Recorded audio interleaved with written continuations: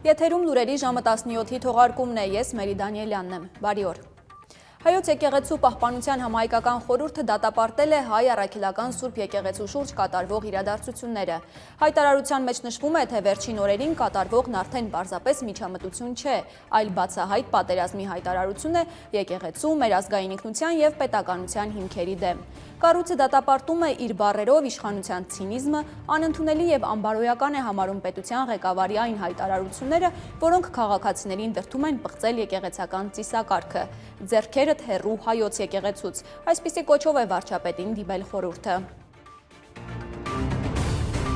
Միացյալ Նահանգների նախագահ Թրամփը Truth Social-ում գրել է, թե ուրախ է հայտարարել, որ Վենեսուելայի ժամանակավոր իշխանությունները Միացյալ Նահանգներին կփոխանցեն 30-ից 50 միլիոն բարել բարձրորակ պատժամիջոցներով արգելված նավթ։ Այս նավթը կվաճառվի շուկայական արժեքով, և ես որպես Միացյալ Նահանգների նախագահ կվերահսկեմ, որպեսզի այս գումարն օգտագործվի Վենեսուելայի և Միացյալ Նահանգների ժողովրդի օգտին, հավելել է Թրամփը։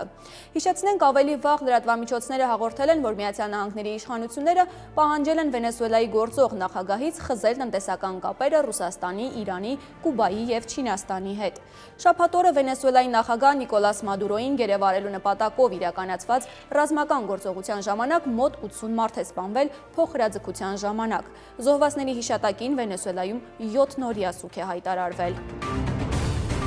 Եղանակի մասին։ Հանրապետության տարածքում հունվարի 7-ից 3-ը, 8-ին, 11-ից 12-ին սպասվում է առանց տեղումների եղանակ։ Հունվարի 9-ից 10-ին առանձին շրջաններում սպասվում է ձյուն։ Հիդրոթերապևտաբանության և մոնիթորինգի կենտրոնից հայտնում են, որ օդի ջերմաստիճանը հունվարի 7-ից 9-ից 3-ը կբարձրանա 3-ից 5, հունվարի 8-ից 10-ի գիշերը 14-ից 18, Լոռիում, Տավուշում և Սյունիքում 2-ից 4 աստիճանով։